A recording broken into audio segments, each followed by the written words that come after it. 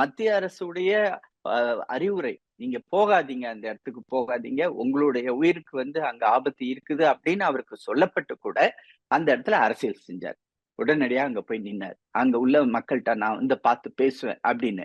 எந்த மக்கள் அவர பார்த்து பேசுறதுக்கு விருப்பப்படாம இருந்தாங்க. ஏன்னா அவங்க எல்லாருமே வந்து வெவ்வேற கேம்புகள்ல இருந்தாங்க. ம். அந்த இடத்துல அவங்களுக்கு தேவையான உணவு வசதி, தங்கும் இட வசதி, கழிப்பிட வசதி, எல்லா வசதியும் வந்து அரசாங்கம் செஞ்சு குடுத்துட்டு இருந்துச்சு.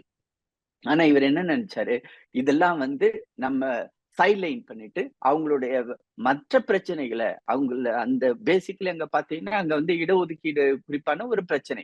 நம்ம அத வந்து ஹைலைட் பண்ணுவோம். அரசாங்கம் ஒண்ணுமே செய்யல.